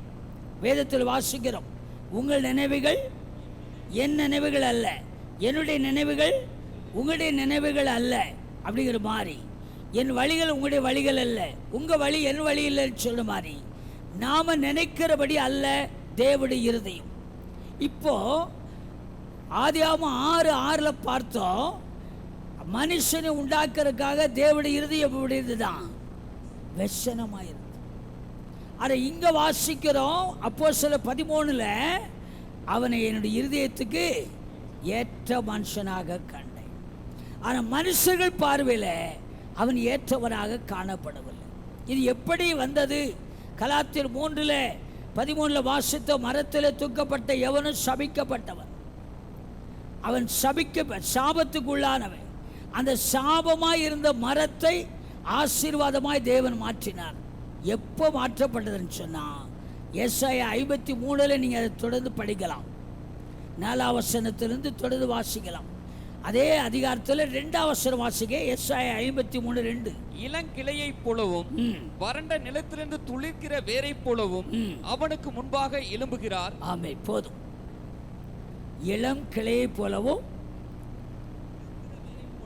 வாசிங்க. அதை இளம் கிளையை போலவும், இளம் கிளையை போலவும், வறண்ட நிலத்திலிருந்து துளிர்க்கிற வேரை போலவும், வறண்ட நிலத்திலிருந்து துளிர்க்கிற வேரை போலவும் அவனுக்கு முன்பாக எழும்புகிறார். ஆமென். அல்லேலூயா. இதுதான் தாவீதுக்காக ஒரு கொம்பை முளைக்க பண்ணின சம்பவம். இன்னைக்கு நீங்கள் நான் நினைக்கிறபடி, அதாவது இப்போ சிலரை சுவிசேஷம் சொல்லும் பொழுது, ஆண்டவர் பற்றி சொல்லும் பொழுது, சிலரை பச்சையாய் அவருடைய தவறுகள், பாவங்கள், மீறுதல்கள், அவங்க நடக்கிற சில அராஜகமான காரியங்களை பார்த்த உடனே நம்மளே ஒரு முடிவு கட்டி விடுவோம். இவங்கெல்லாம் இயேசுவை என்ன செய்ய மாட்டாங்க, ஏற்றுக்கொள்ள மாட்டாங்க. ஒன்று. ரெண்டாவது, இவங்களுக்கெல்லாம் இயேசுவை சொல்லி பிரயோஜனம் இல்லை, இவங்க ஒரு நாள் திருந்த மாட்டாங்க, மாற மாட்டாங்க, கொடூரமான பாவி, பயங்கரமான ஆள், இவங்க வாழ்க்கையில் ஒன்றுமே செய்யவே முடியாது அப்படின்னு நம்மளே சிலதை ரவுண்ட் போட்டுருவோம், சிலதை கட்டம் கட்டிடுவோம். அதே ரவுண்டையும் கட்டத்தையும் அப்படியே ரிப்பீட் நம்ம பக்கம் திருப்பி பாருங்களேன். அந்த ரவுண்டு இப்போ கட்டுறோம்ல, அவங்கெல்லாம் ரட்சிக்கப்பட மாட்டாங்க. எங்கள் வீட்டுக்காரெல்லாம் ரட்சிக்கப்பட மாட்டார், என் பிள்ளைகள்லாம் ரட்சிக்கப்படாது, எங்கள் சித்தப்பா பெரியப்பா எங்கள் அப்பா அம்மா என் கூட ஆஃபீஸில் வேலை பார்க்குறவங்க ஐயோ கொடூரமானவங்க, அப்படியாக்கும் இப்படியாக்கும், அவங்க இப்படி அவங்க செய்கிற பாவம், அவங்க செய்கிற அநியாயம், அவங்க செய்கிற அக்கிரமம் இதெல்லாம் முடியவே முடியாது அப்படின்னு சொல்லிட்டு நம்ம இது பண்ணுவோம். ஆனால் கொஞ்சம் அதே ஸ்டேஜில் நம்முடைய கிமுவை பார்ப்போமே. கிமு கிறிஸ்துவுக்கு முன்னாடி நம்ம மற்றதில் தான் எழுதுகிறோம் கிமு கிபின்னு. ஒவ்வொரு மனுஷனுக்கும் கிமு கிபி இருக்குதா இல்லையா? இருக்குன்னு சொல்கிறவங்க சத்தமாக இல்லையா சொல்லுங்களேன். எனக்கெல்லாம் இருக்குது. 1977க்கு முன்னாடி கிமு, 1977க்கு பின்னாடி கிபி. அல்லேலூயா. அப்போ என்னுடைய கிமுவை நான் திரும்பி பார்த்தேன்னா, நான் இந்த இடத்துல நிற்க உங்கள் மத்தியில் ஒரு தேவனுடைய பிள்ளை என்று சொல்லுவதற்கு எவ்வளவு வேறும் ஒன்றும் கிடையாது. சுட்டரிக்கப்பட வேண்டியதா என்ன? அதை சொல்ல மாட்டேங்கிறீங்க. அக்கினியில் போட வேண்டியதா முடிவு, வேற வழியே இல்லை. ஆனாலும் இந்த பட்ட மரத்தை பச்சை மரமாய் துளிர்க்கவும் செழிக்கவும் பண்ணினது இயேசு எனக்காக அந்த சாப மரம் என்கிற சிலுவையை தெரிந்து கொண்டாரே. அந்த கலாத்தியர் 3:13 திரும்ப கொஞ்சம் வாசிங்களேன், ரொம்ப அருமையான வசனம். மரத்திலே தூக்கப்பட்ட எவனும் சபிக்கப்பட்டவன் என்று எழுதி இருக்கிறபடி கிறிஸ்து நமக்காக சாபமாகி நியாய பிரமாணத்தின் சாபத்திற்கு நம்மை நீங்களாக்கி மீட்டுக் கொண்டார். நியாய பிரமாணத்தின் சாபத்துக்கு நம்ம என்ன செய்தாரு? அந்த நியாய பிரமாணம் என்ன? கண்ணுக்கு கண்ணு, பல்லுக்கு பல்லு, பாவத்தின் சம்பளம் மரணம். அந்த ஆக்கினைக்கு, அந்த தண்டனைக்கு என்னை விடுதலை ஆக்கி இன்றைக்கு கிருபையாக எபேசுகள் 20 சொல்றார் பாருங்க, 2ஆம் அதிகாரத்தில். அக்கிரமங்களினாலும் பாவங்களினாலும் மரித்தவளாயிருந்த நம்மை தேவன் என்ன செய்தாராம்? உயிர்ப்பித்தார். 103ஆம் சங்கீதத்தில் வாசிக்கிற பாருங்க, 3ஆம் வசனத்திலிருந்து. அருமைகளே, தேவன் நமக்கு எவ்வளவு கிருபை பாராட்டி இருக்கிறார், எவ்வளவு இரக்க பாராட்டி இருக்கிறார். ரோமர்கள் 20 வாசித்து பார்க்கும் பொழுது அவர் நம்முடைய பாவத்திற்காக, நம்முடைய சாபத்திற்காக என்ன பரிகாரத்தை செய்திருக்கிறார். அந்த அவர் உங்களுக்காக எனக்காக நாம் தண்டிக்கப்படாதபடி, மீட்கப்படும்படி, ரட்சிக்கப்படும்படி அந்த பட்ட மரத்தை, சாபத்தின் மரத்தை தெரிந்து கொண்டு உங்களுக்காக எனக்காக அவர் சாபமானாரே. அதனால ஆசீர்வாதம் என்கிற துளிர் எனக்குள்ள உண்டாயிற்று, உங்களுக்குள்ள உண்டாயிற்று. தாவீதின் குமாரன் என்று சொல்ல காரணம், அருமையிலே அந்த வம்சத்தை தேவன் தெரிந்து கொண்டார். கொஞ்சம் அதை கொஞ்சம் திரும்பி பார்த்தீங்கன்னா தெரிந்து கொள்வதற்கான தகுதி அங்கே கிடையவே கிடையாது. அல்லேலூயா. உன்னத பாட்டு புஸ்தகத்தில் 2ஆவது அதிகாரம் 3ஆம் வசனத்தில் இப்படி வாசிக்கிறோம். உன்னத பாட்டு 2:3. காட்டு மரங்களுக்குள்ளே கிச்சிலி மரம் எப்படி இருக்கிறதோ அப்படியே குமாரருக்குள்ளே என் நேசர் இருக்கிறார். போதும். காட்டு மரங்களுக்குள்ளே கிச்சிலி மரம் இருக்கிறது. முட்கள் மரம் நிறைந்த மரம், நெரிஞ்சல் நிறைந்த மரம், அதுபோல காய்ந்த மரங்கள் நிறைந்த அந்த தோட்டத்துக்குள்ள ஒரு கிச்சிலி மரம் இருக்கிறது போல. அல்லேலூயா. இன்றைக்கு உங்களை என்னையும் ஒரு கிச்சிலி மரமாக மாற்றுவதற்கு தான் இயேசு நம்ம என்ன செய்தாரு? தெரிந்து கொண்டார். அல்லேலூயா. வார்த்தையாயிருந்த தேவன், அருமல்லே தேவனோடு இருந்தவர், தேவனாய் இருந்தவர் உங்களுக்காக எனக்காக மாமிசமாகி கிருபையினாலும் நிறைந்தவராய் எனக்குள்ளே வாசம் பண்ணி என்னை ஒரு துளிர்க்கிற மனுஷனாய் கர்த்தர் மாற்றியிருக்கிறார். அல்லேலூயா. அதனால் அன்பானவர்களே, உங்களுடைய வாழ்க்கையில நம்முடைய தகுதியை வைத்து அல்ல தேவன் நம்மை ரட்சித்தது. ஒருவேளை இன்றைக்கு இந்த இடத்துல இருக்கிற யாராகிலும் இயேசுவை சொந்த ரட்சகராய் ஏற்றுக்கொள்ளாமல், பாவ மன்னிப்பு நிச்சயத்தை பெறாமல், அவருடைய பாடு மரணத்துக்கு பங்காளியாய் இல்லாதபடி இருப்பீர்களானால் வேதம் சொல்லுகிறது, தன் பாவங்களை மறைக்கிறவன், அவைகளை அறிக்கை செய்து விட்டு விடுகிறவன் இறக்கப்படுவான். நம்முடைய பாவங்களை நாம் அறிக்கையிட்டால், நம்முடைய பாவங்களை மன்னித்து நம்முடைய எல்லா அநியாயத்தை நீக்கி நம்மை சுத்திகரிப்பதற்கு அவர் உண்மையை நீதியும் உள்ளவராக இருக்கிறார். இயேசு கிறிஸ்துவின் ரத்தம் நம்முடைய சகல பாவங்களை நீக்கி நம்மை சுத்திகரிக்கும்.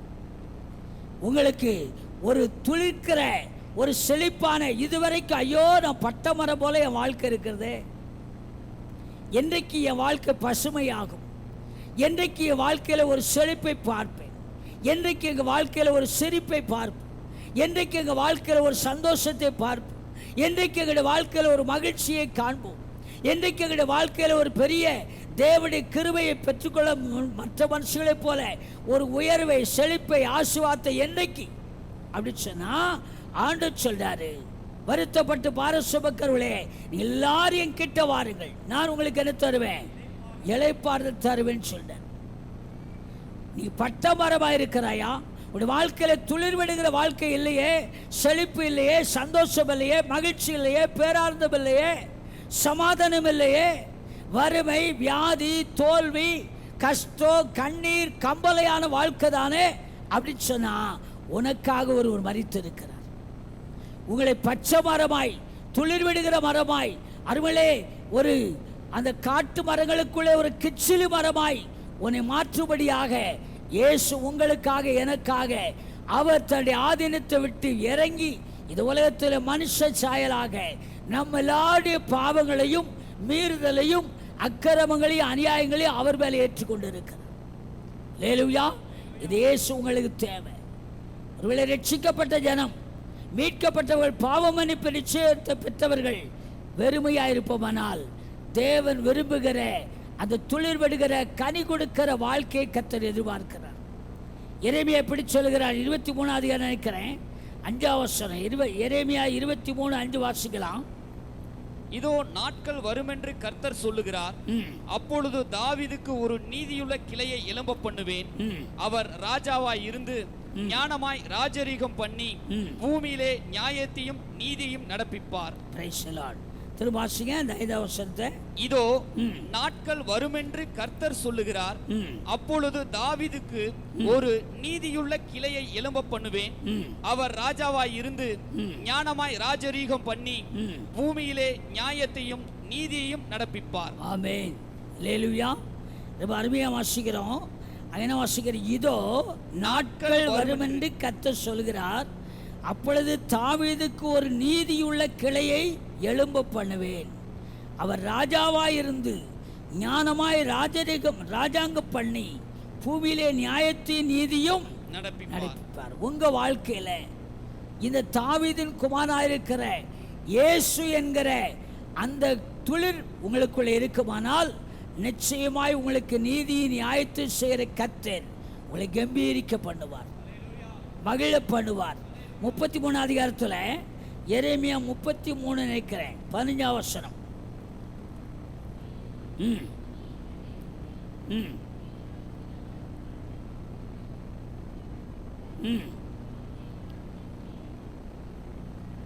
ஆமென். ஏனெனில் இனி இந்த தேசத்தில் வீடுகளும் நிலங்களும் திராட்சை தோட்டங்களும் கொல்லப்படும் என்று இஸ்ரவேலின் தேவனாகிய கர்த்தர். எப்போ? அதுக்கு முந்தின வசனம் வாசிங்க, 14. இதோ நாட்கள் வருமென்று கர்த்தர் சொல்லுகிறார். 14.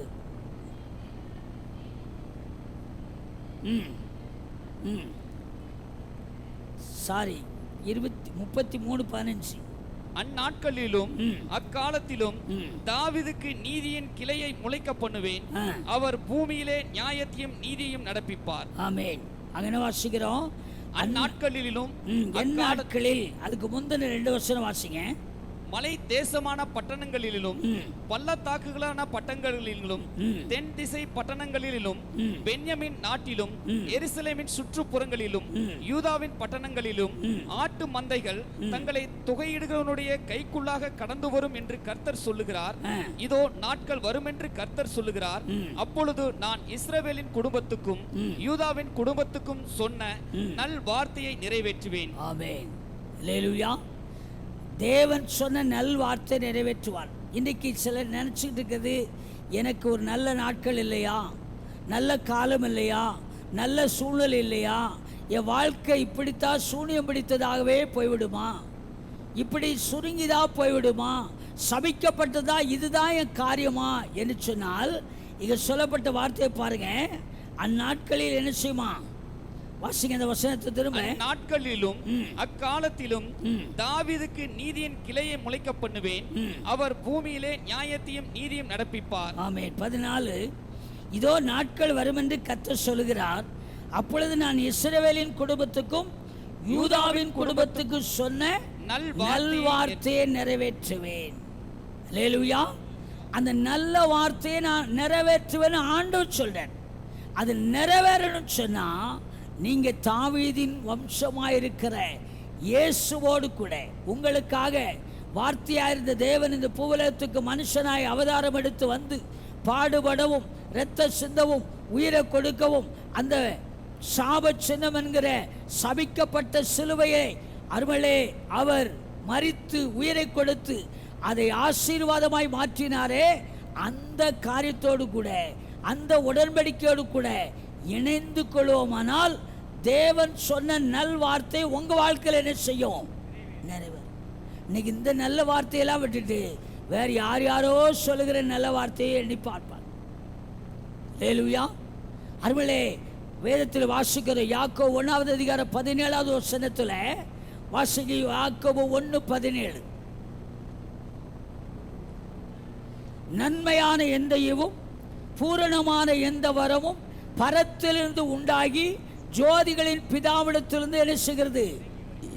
நல்வார்த்தையை நிறைவேற்றுகிற தேவன். உங்களுடைய வாழ்க்கையில் ஒரு நல்ல காலம், ஒரு நல்ல சூழ்நிலை, ஒரு நல்ல நிலைமை, ஒரு நல்ல ஆசீர்வாதம், ஒரு நல்ல விருத்தி, நல்ல செழிப்பு, நல்ல அந்த முளை கிளம்பி செழிக்கிற அநேகருக்கு ஆசீர்வாதமாக இருக்கிற காரியத்தை கர்த்தர் நிறைவேற்றுவேன்னு சொல்றார். ஏன் சொன்னா, அவர் இந்த உலகத்தில் விண்ணுலகத்தை விட்டு மண்ணுலகத்துக்கு வந்ததே உங்களுக்கு எனக்கும் ஆத்தும சரீர நன்மை செய்யும்படியாக. அல்லேலூயா. யோவான் 3:14 தான் வாசிக்கிறோம். தேவன் தம்முடைய ஒரே பேரான குமாரனை விசுவாசிக்க எவனோ அவன் கெட்டு போகாமல், அவனுக்கு கெட்ட காலம் வராம நல்ல காலம் வருவதற்காக, அல்லேலூயா, கெட்டு போகாமல் நித்திய ஜீவனை அடையும்படிக்கு இயேசுவை தந்தொழி இவ்வளவாய் உங்க மீது என் மீது அன்பு வைத்தார். அந்த அன்பு தான் உங்களை என்னையும் செழிப்பாக்கும். அந்த அன்பு தான் நம்முடைய வாழ்க்கையில நல்ல நிலைமையை அடைய செய்யும், நல்ல சூழ்நிலையை உருவாக்கும், நல்ல வாய்ப்பை உண்டாக்கும். அதைத்தான் யாக்கோபு சொல்லும் பொழுது, நன்மையான எந்த ஈவும் பூரணமான எந்த வரமும் பரத்திலிருந்து உண்டாகி ஜோதிகளின் பிதாவிடத்திலிருந்து இறங்கி வருகிறது. அது என்ன அப்படி கேட்டா இயேசுதான். அல்லேலூயா. இயேசுதான் உங்களுக்கு எனக்கு நன்மை செய்ய விண்ணுலகை விட்டு மண்ணுலகுக்கு வந்தார். அப்போ சில 10:38 அதைத்தான் வாசிக்கிறோம். நசராக இயேசுவை பரிசுத்தாவினாலும் வல்லமையினாலும் என்ன செய்தாராம்? நிரப்பிட்ட. வாசி பாருங்களேன். அப்போ சில 10:38 தேவன் பரிசுத்தாவினாலும் வல்லமையினாலும் அபிஷேகப்படினார். தேவன் அவரோடு கூட இருந்தபடினாலே பாத்தீங்களா என்ன செய்தாரு? இயேசு ஏயா உலகத்துக்கு பிறந்தாள்னா உனக்கு நன்மை செய்யும்படிதான் அந்த உலகத்தில் மனிதனாய் பிறந்தார். உன் வாழ்க்கையை நல்ல காரியத்தை நல்வார்த்தை அவர் சொன்ன நல்வார்த்தை நிறைவேற்றும்படி, நல்ல நிலைமையை நீங்கள் அடையும்படி, நல்ல ஒரு செழிப்பை விருத்தியை பெற்றுக்கொள்ளும்படி தான் இயேசு இந்த உலகத்தில் வந்து உங்களுக்காக எனக்காக பாவமானார், சாபமானார், உயிரை கொடுத்தார். அல்லேலூயா, அல்லேலூயா. அதனால்தான் இந்த பைபிளில் புதிய ஏற்பாடை எழுதும் பொழுது வார்த்தை வாசி பாருங்களேன். புதிய ஏற்பாட்டில் முதல் வசனம் மத்தேயு 1:1. மத்தேயு 1:1.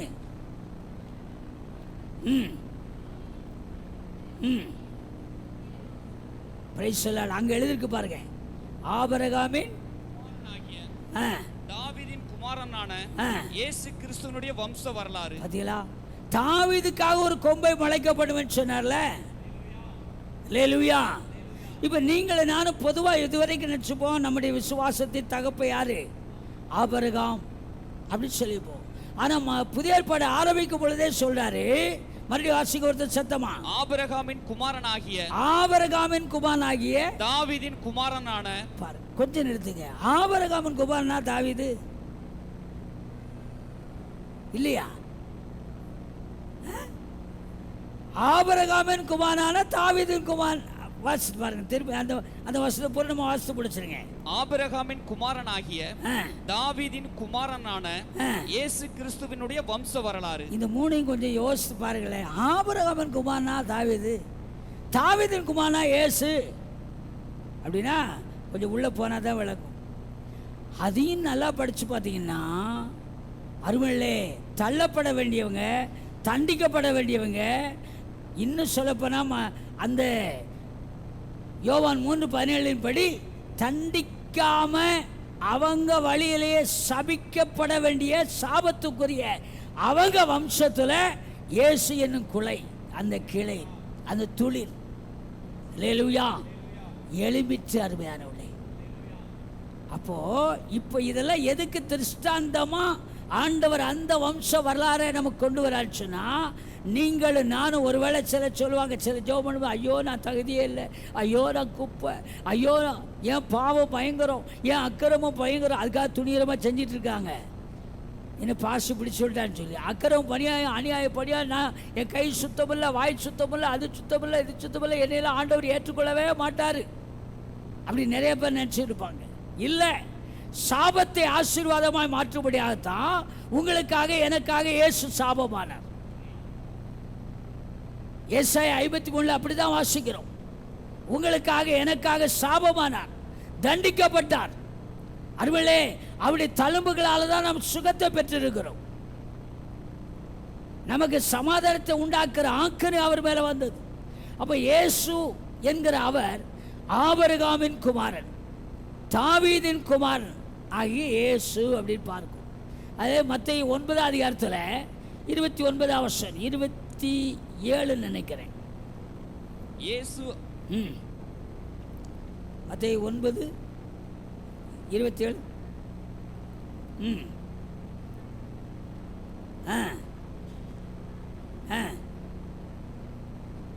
வாஸ்து உடனே கொஞ்சம் திகைப்பு வந்துச்சு. ஏசு அவடை விட்டு போனேன்னு நீ எங்கே இருக்குது அப்படின்னு.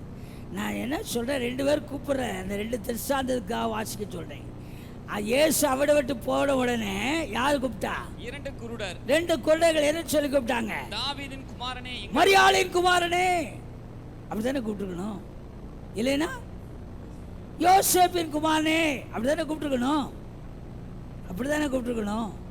ஆனால் அவங்க என்ன கூப்பிட்டாங்க? தாவீதின் குமாரனே. அவன் இன்னொருத்தன் கூப்பிட்ற மாதிரி இருக்கு. அதே மத்தேயுல 20 நினைக்கிறேன், 20:30 வாசிக்கலேன். மத்தேயு 20:30. அப்பொழுது வழி அருகே உட்கார்ந்திருந்த 2 குருடர் இயேசு அவ்வழியே வருகிறார் என்று கேள்விப்பட்டு, ஆண்டவரே, தாவீதின் குமாரனே. போதும், நம்ம விஷயம் தான். ஆண்டவரே, யோசேப்பின் குமாரனே, மரியாளின் குமாரனே அப்படிதான் நினைச்சிருக்கணும், கூப்பிட்டுருக்கணும். ஏன் சொல்றேன், நான் தாவீதுக்காக ஒரு கொம்பை முளைக்க பண்ணினவர். இப்ப நான் சொல்றேன், உங்களுக்காக எனக்காக, இல்லைன்னா எனக்காக உனக்காக தாவீதின் வம்சத்திலே ஒரு கொம்பை தேவன் என்ன செய்தாரு? அந்த கொம்பு தான் இயேசு. அல்லேலூயா. ஏசாயா அதை சொல்லுவார் 11 அதிகாரத்தில். ஏசாயா 11:1 வாசிங்களேன். ஏசாயா 11:1 வாசிக்கணும் தெளிவா சத்தமா. ஈசா என்னும் அடிமரத்திலிருந்து ஒரு துளிர் தோன்றி அவன் வேர்களிலிருந்து ஒரு கிளை எழும்பி செழிக்கும். இங்க கொஞ்சம் வித்தியாசமாய் பார்க்கிறோம். என்ன, எங்க இருந்தா? ஈசா என்னும் அடிமரத்திலிருந்து. யார் இந்த ஈசாய்? தாவீது. பத்தியலா இப்போ விளங்குதா? ஆபிரகாமின் குமாரன் தாவீதின் குமாரன்னா ஏசாயா தீர்க்க தரிசனமா 600 வருஷங்களுக்கு முன்னாடி சொல்லியிருக்கிறேன். திருவாசிங்க வசனத்தை. ஈசா என்னும் அடிமரத்திலிருந்து ஒரு துளிர் தோன்றி அவன் வேர்களிலிருந்து ஒரு கிளை எழும்பி செழிக்கும். Praise the Lord. அல்லேலூயா. ஈசா என்னும் அடிமரத்திலிருந்து ஒரு துளிர் தோன்றி என்னவா? அவன் வேர்களிலிருந்து ஒரு கிளை எழும்பி செழிக்கும். அந்த கிளையை தான் இன்னைக்கு பேசிட்டு இருக்கிறோம், தியானிச்சுட்டு இருக்கிறோம். அல்லேலூயா. நீங்கள் இதை போய் படித்து பார்த்தீங்கன்னா, வம்ச வரலாறு படிச்சிங்கன்னா இனி வாய்ப்பு இல்லை, முடிஞ்சிருச்சு அப்படிங்கிறத காரியம். ஆனால் அங்கே இல்லை என்று சொல்லுகிற இடத்துல தான் அதை பட்ட மரத்தை தான் துளிர்க்கிற மரமாய் மாற்றினார். அதுக்கு சரித்திரமாய் சொல்லுகிறேன். ரூத்தின் சரித்திரத்துக்கு கடந்து வருவோம். ரூத்தின் சரித்திரம் 4வது அதிகாரம் 17ஆம் வசனம் முதல் 22ஆம் வசனம் வரை கொஞ்சம் கடகடன்னு வாசித்துங்களேன்.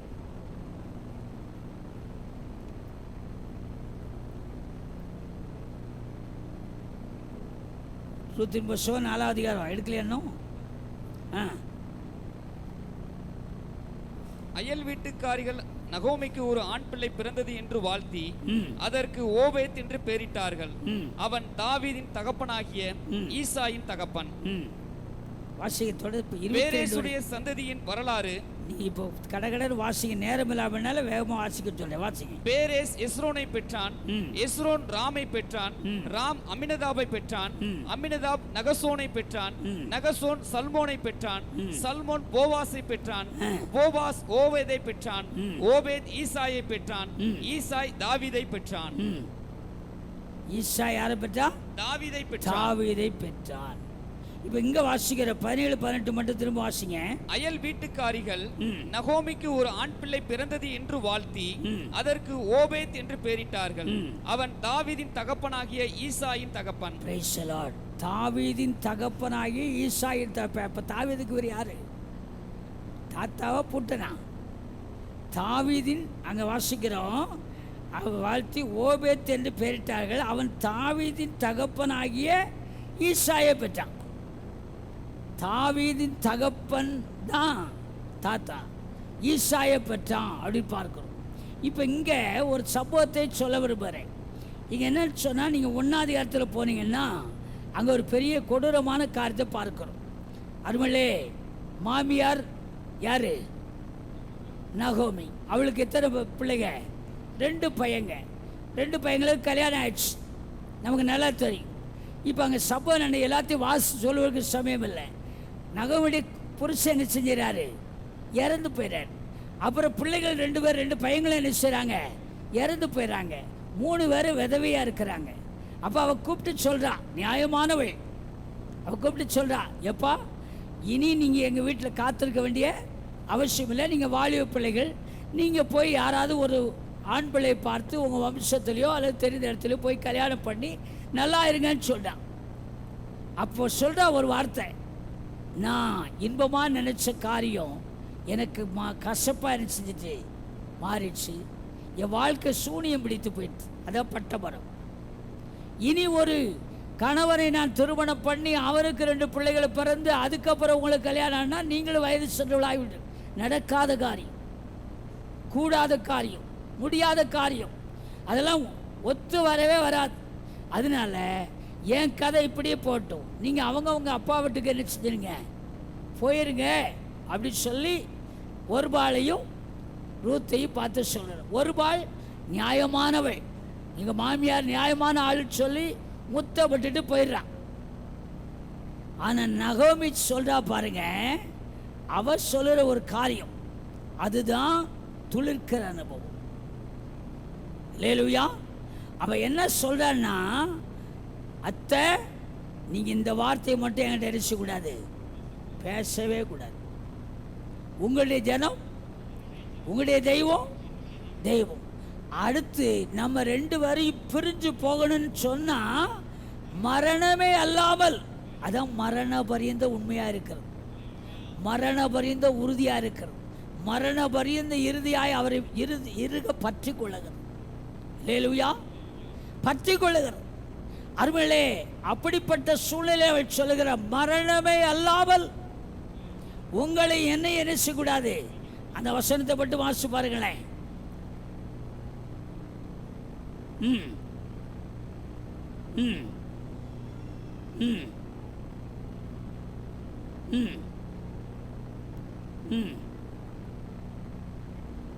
ஆமேன். 1ஆம் அதிகாரம் 17ஆம் வசனத்தில் பார்க்கிறோம். ரூத்தின் புஸ்தகத்தில் அருமையிலே 16 சொல்றார் ரூத்து, நான் உம்மை பின்பற்றாமல் உம்மை விட்டு திரும்பி போவதை குறித்து என்னோட பேச வேண்டாம். நீர் போகும் இடத்திற்கு நானும் வருவேன், நீர் தங்கும் இடத்திலே நானும் தங்குவேன். உம்முடைய ஜனம் என்னுடைய ஜனம், உம்முடைய தேவன் என்னுடைய தேவன். இதுதான் ஒரு விசுவாசியுடைய உத்தம உறுதியான விசுவாச நம்பிக்கை. என்ன நடந்தாலும் இப்போ கொஞ்சம் யோசிச்சு பாருங்க. ரூத்துக்கு வாழ்க்கை கிடையாது, சந்தான வாய்ப்பு கிடையாது. அவளுடைய மாமியாலும் மருமகளும் ஒரு சூனியம் பிடித்து அவளை அதை சொல்லிடுவான். யார்? நகோமி. நான் நினைச்சபடி நடக்கலை, என் வாழ்க்கை கசந்து போயிற்று. நகோமின்னா இன்பமானவள் அர்த்தம். ஆனால் என் வாழ்க்கை கசந்து போயிற்று, பட்டு போயிற்று, முடிஞ்சு போயிற்று. இனி வேற வாழ்க்கை எனக்கும் இல்லை உனக்கும் இல்லை, அதனால நீ போய் நல்லா வாழ்ந்துக்கன்னு சொல்றான். ஆனால் அவளோ அந்த 16 வசனத்தில் சொல்ற வார்த்தையை நீங்கள் வீட்டில் போய் திரும்ப படிச்சு பாருங்க. கடைசி வார்த்தை மட்டும் அவள் சொல்றார், உம்முடைய தேவன் என்னுடைய தேவன்.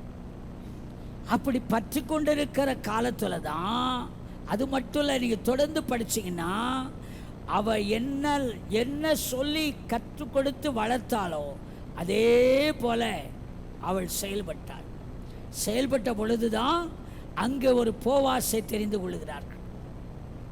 அல்லேலூயா. போவாசும் சாதாரணமாக இல்லை அருமையிலே. போவாசை தெரிந்து போவாசுடைய கண்களில் தயவும் பட்சமும் கிடைக்க கர்த்தர் செய்தார். அதுக்கு காரணம் அருமையிலே வாழ்க்கை துளிர்க்கிறது அங்கதான். இந்த 16 வசனத்தின்படி அவள் உறுதியாக இருந்தபடினால தேவன் அங்கே அவளை தழைக்க பண்ணினார். அதைத்தான் நாம் 4 அதிகாரம் 17-18 வாசிக்கிறோம். திரும்ப வாசிங்களேன். 4வது அதிகாரத்தில் 17-18. அயல் வீட்டுக்காரிகள் நகோமிக்கு ஒரு ஆண் பிள்ளை பிறந்தது என்று வாழ்த்தி அதற்கு ஓபேத் என்று பெயரிட்டார்கள். அவன் தாவீதின் தகப்பனாகிய ஈசாயின் தகப்பன். பேரேசுடைய சந்ததியின் வரலாறு. பேரேஸ் எஸ்ரோனை பெற்றான். போதும், அங்கே வாசிக்கிறோம். அவ அயல் வீட்டுக்காரர்கள் நகோமிக்கு ஒரு ஆண் பிள்ளை பிறந்தது என்று வாழ்த்தி அதற்கு ஓபேத் என்று பெயரிட்டார்கள். அவன் தாவீதின் தகப்பனாகிய ஈசாயின் தகப்பன். இப்போ அவளுடைய 14 வசனம் வாசித்து பாருங்களேன். 13-14. போவாஸ் ரூத்தை விவாகம் பண்ணினான். அவள் அவனுக்கு மனைவியானால். அவன் அவளிடத்திலே பிரவேசித்த போது அவள் கர்ப்பம் தரித்து ஒரு ஆண் பிள்ளையை பெற கர்த்தர் அனுக்கிரகம் பண்ணினார். அப்பொழுது ஸ்திரீகள் நகோமியை பார்த்து, சுதந்திரவாளி அற்று போகாதபடிக்கு இன்று உனக்கு தயை செய்த கர்த்தருக்கு ஸ்தோத்திரம். அவன் பேர் இஸ்ரவேலிலே பிரபலமாக கடவது. அவன் உன் ஆத்துமாவுக்கு ஆறுதல் செய்கிறவனும் உன் முதிர் வயதிலே உன்னை ஆதரிக்கிறவனுமாய் இருக்க கடவன்.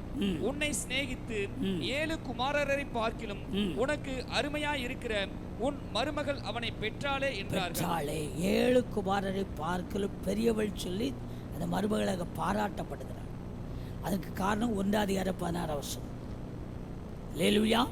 அது மாத்திரமில்லை, நீங்க 1 அதிகாரத்திலிருந்து தொடர்ந்து படிச்சு பார்த்தீங்கன்னா அவள் என்ன சொன்னாலோ அதன்படியே செய்வாள். ரூத்துடைய வார்த்தையை அப்படியே கேட்டு அப்படியே செய்வாள். அது நிமித்தம் தேவன் போவாசுடைய கண்களை தயவையும் கிருபையும் பட்சத்தை கிடைக்க பண்ணாராம். இப்போ நான் சொல்ல வருகிற விஷயம் என்னன்னு சொன்னால், ரூத்துக்கும் நகோமிக்கும் அருமையிலே ஒருபாளுக்கும் வாழ்க்கையே இல்லை, அவ்வளோதான் முடிந்தது. இப்படி தான் நம்ம பல நேரத்தில் நம்முடைய வாழ்க்கை இருக்கிறது, நம்முடைய சூழ்நிலை இருக்கிறது. முடியாது, கூடாது, நடக்காதுன்னு சொல்லி அதுக்கு ஒரே காரணம் அந்த 1 அதிகாரம் 16 வசனம். உம்முடைய ஜனம் என்னுடைய ஜனம், உம்முடைய தேவன் என்னுடைய தேவன். 17 வசனம் சொல்றார், மரணத்தை தவிர வேற எதுவும் நம்ம நினைச்ச கூடாது, பிரிக்க கூடாது. உறுதி, விசுவாசத்தின் உறுதி. அல்லேலூயா. இன்னைக்கு நான் உங்களுக்கு சொல்ல வருகிற விஷயம் இல்லை என்கிற இடத்துல தான் உண்டு என்று சொல்லி ப்ரூவ் பண்ணுகிறேன். கசப்பு என்கிற இடத்துல தான் மதுரத்தை உண்டாக்குகிறார். பட்டமரம் என்கிற இடத்துல தான் ஒரு பச்சை மரம் துளிக்கிறது.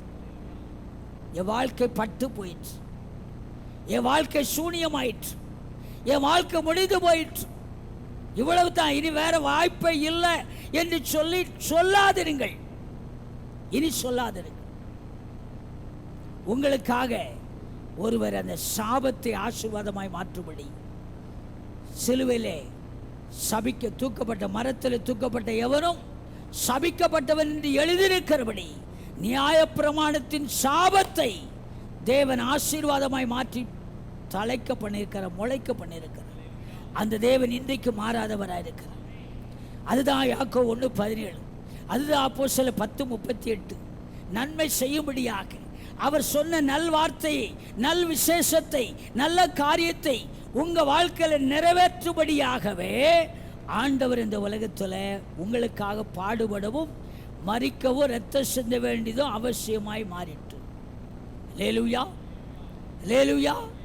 இன்னும் சொல்லப்போனால் அவருடைய ஆதியாகம புஸ்தகம் 15 அதிகாரத்தில் 18 முதல் 21 வரைக்கும் வாசிங்களேன். ஆதியாகமம் 15 18 முதல் 21 வரைக்கும். அந்நாளிலே கர்த்தர் ஆபிரகாமுடைய உடன்படிக்கை பண்ணி எகிப்தின் நதி துவக்கி ஐபிராத்து நதி என்னும் பெரிய நதி மட்டும் உள்ளதும் கேனியரும் கெனிசியரும் கத்மோனியரும் ஏத்தியரும் பெரிசியரும் ரபாயிரிமியரும் எமோரியரும் கானானியரும் கிர்காசியரும் எபூசியரும் என்பவர்கள் இருக்கிறதுமான இந்த தேசத்தை உன் சந்ததிக்கு கொடுத்தேன் என்றார்.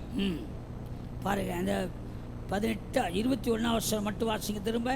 எமோரியரும் கானானியரும் கிர்காசியரும் எபூசியரும் என்பவர்கள் இருக்கிறதுமான இந்த தேசத்தை உன் சந்ததிக்கு கொடுத்தேன் என்றார். போதும். இன்னைக்கு நிறைய நேரத்தில் நான் ஆசீர்வதிக்கப்படவே முடியலை. நான் ஆரம்பத்தில் சொல்லிட்டேன், ஆபிரகாமுடைய காரியத்தை உனக்குள்ள பூமியில் உள்ள சகல வம்சங்கள் என்ன செய்யும்? நீ மட்டும் இல்லை ஆசீர்வாதமாக இருப்பது, நீ மட்டுமல்ல பெரிய ஜாதியாக இருப்பது, உனக்குள்ள உன்னோட கூட உன் பட்சத்தில் இருக்கிற அல்லது உங்கள் எழுத்து வீடு பக்கத்து வீடு உங்கள் தெருவெல்லாம் உனக்குள்ளே ஆசீர்வதிக்கப்படும். அதுதான் தேவன் செய்த காரியம். ஏன்னு சாபத்தை ஆசீர்வாதமாய் மாற்றுகிற தேவன். நான் கடைசியாக 3 வருஷத்தை மாத்திரம் சொல்லிவிட்டு கடந்து போகிறேன். மத்தேயு சுவிசேஷத்தில் 1 வசனத்தை வாசித்தோம். ஆபிரகாமின் குமாரனாகிய தாவீதின் குமாரனான இயேசு கிறிஸ்துவின் வம்ச வரலாறு அது எப்படி வந்துச்சுன்னு சொல்லி 103 பார்த்தோம். அதே அதிகாரத்தில் 5 வசனம் வாசித்து பாருங்களேன். சல்மோன் போவாசை ராகாபினிடத்தில் பெற்றான். இந்த கொஞ்சம் இதில் ஜனன வரலாறு இருக்கும். எல்லாத்துலேயும் இன்னானை பெற்றான், இன்னானை பெற்றான்னு இருக்கும். ஆனால் 3 இடத்துல மட்டும்தான் தாய் பேர் எழுதியிருக்கும். லேலுயா. வாசி பாருங்க. இது முதல் காரியம் 5 வசனம். சல்மோன் போவாசை ராகாபினிடத்தில் பெற்றான். யார்கிட்ட பெற்றான்? ராகாபினிடத்தில். ராகாப் யாரு? ராகாப் யாரு?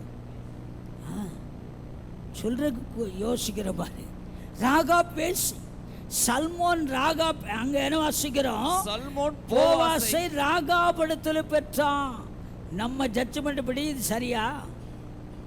அது எப்படி பாஸ்டர் அந்த இடத்துல பரிசுத்த இயேசுநாதர் பிறப்பாரு அப்படின்னு நம்ம வாதம் பண்ணிட்டு போம். ஆனால் சரித்திரம் சொல்லுகிறது சல்மோன் போவாசை யார் இடத்துல பெற்றான்? ராகாபிடத்தில். ராகாபிடத்தில் பெற்றதுக்கு காரணம் அவள் வேசிதான். ஆனால் அவள் செய்த நல்ல காரியத்தை, விசுவாச காரியத்தை நீங்க படிச்சு பார்க்கணும். லேலுயா. அவள் செய்த காரியத்தினால், அவள் செய்த அந்த தேவனுக்காக பாராட்டின அந்த சிவப்பு நூலை கட்டி அருவிலே ஒரு பெரிய தீங்குக்கு விலைக்கு காப்பாற்றினால் பாருங்க. அது நிமித்தம் அவளுடைய பாவத்தையும் குற்றத்தையும் மீறுதலையும் தேவன் மன்னித்தது மாத்திரமல்ல, அவருடைய வம்சத்தில் இரட்சகர் பிறந்தார். லேலுயா. அடுத்து வாசிங்க 6 வசனம். ஈசாய் தாவீது ராஜாவை பெற்றான். தாவீது ராஜா உரியாவின் மனைவியாய் இருந்தவளிடத்தில் சாலமோனை பெற்றான். இது சரியா?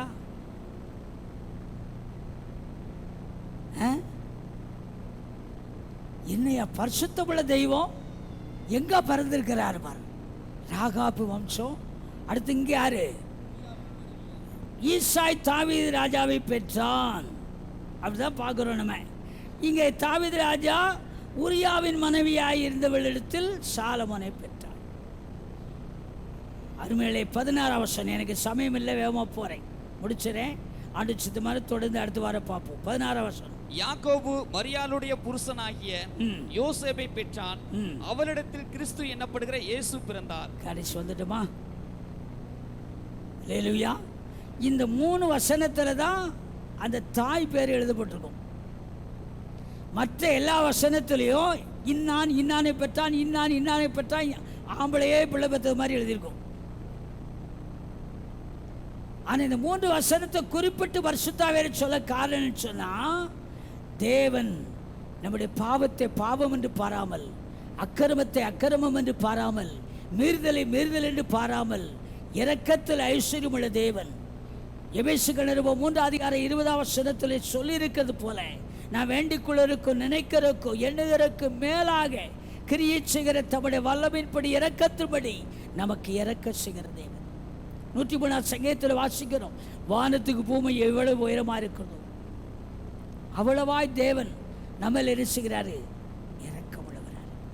அதனால் அன்பானவர்களே, நான் திரும்ப இப்போ கடைசியாக சொல்லுகிறேன், கன்க்ளூசிங்காக, என்னையும் ஆசீர்வதிக்க ஆண்டவரால் முடியாது. நான் அவ்வளவு கொடூரமான மனுஷி, பயங்கரமான ஆளு, எங்க வம்சம் அப்படி, ஏன் நான் அப்படி யோசிக்காதீங்க. உங்களை துளிக்க பண்ணும்படி, உங்களை ஆசீர்வதிக்கும்படி, உங்களை விருத்தி அடைய பண்ணும்படி, உங்களை பெரிய ஜாதி ஆக்கும்படி, உங்களுக்குள்ளே பூமியில் உள்ள சகல வம்சங்கிற போது உன் வீட்டார் ஆசீர்வதிக்கப்படாமல் இருப்பாங்களா? உங்க மகனோ மகளோ தாயோ தகப்பனோ உடற்பட்டவங்களோ ஆசீர்வதிக்கப்படாமல் இருப்பார்களா? அல்லேலூயா. ஆசீர்வாதமாக இருக்கும்படி தேவன் உங்களுக்காக அந்த சாபமாக இருக்கிற மரத்தில் தூக்கப்பட்ட எவனும் சபிக்கப்பட்டவன் என்று எழுதியிருக்கிறபடி பட்ட மரத்தை பச்சை மரமாக துளிக்க பண்ணும்படி அல்லது முளை கிளம்பி நீங்க அநேகருக்கு ஆசீர்வாதமாக இருக்கும்படி தேவன் தெரிந்து கொண்ட பாத்திரங்களை பாருங்கள். அல்லேலூயா, அல்லேலூயா. அதனால் அன்பான தேவனுடைய ஜனமே, இன்னைக்கு நீங்களும் நானும் ஆண்டவரிடத்தில் சரியாய் நம்மை அர்ப்பணித்தால், ஒப்பு கொடுத்தால், அவர் எனக்காக என்னை வாழ வைக்கும்படியாக, எனக்கு நல்ல காரியத்தை செய்யும்படியாக, அவர் சொன்ன நல்வார்த்தையின் வாழ்க்கையில் நிறைவேறும்படியாக, என்னை ஆசீர்வதிக்க விருத்தி அடைய, நான் கெட்டு போகாமல் நரகத்துக்கு போகாமல் நித்திய ஜீவனை சுதந்திரிக்க, பரலோகவாசியாய் மாற, பரிசுத்தவானாய் பரிசுத்தவாட்டியாய் வாழ எனக்காக அவர் பாவமானார், எனக்காக அவர் சாபமானார். நான் தண்டிக்கப்பட வேண்டிய தண்டனை அவர் ஏற்றுக்கொண்டார். இயேசுவே மன்னையும் என்னையும் ஏற்றுக்கொள்ளும், என்னையும் ஆசீர்வதியும், என் வாழ்க்கையை துளிர்க்க பண்ணும். படிப்பே வரலகிற பிள்ளைக்கு படிப்பறிவை தர நீ உண்மையுள்ளவர். ஞானமில்லாத எனக்கு ஞானத்தை தர வல்லமையுள்ளவர். திறமையில்லாத எனக்கு திறமை தர உண்மையுள்ளவர். Praise the Lord. எதுல ஃபெயிலா இருக்கிறோம், எதுல பின்தங்கி இருக்கிறோம், எதுல முடியாது, கூடாது, நடக்காது, ஆகாது அப்படின்னு கட்டம் கட்டி வட்டம் போட்டு இருக்கிறோம், அங்கதான் கர்த்தர் நான் இருக்கிறேன்னு சொல்றேன். முழங்கால் பண்ணிடுவேன், கண்களை மூடுவேன். ஆண்டவருடைய சமூகத்தில் எல்லாரும் முழங்கால் பண்ணிடுவோம், எல்லாரும் முழங்கால் பண்ணிடுவோம், கண்களை மூடுவோம். ஆண்டவருடைய சமூகத்தில் இந்த அருமையான வார்த்தைக்கு நம்ம ஒப்பு கொடுத்து தேவ சமூகத்தில் ஜெபிக்க போறோம்.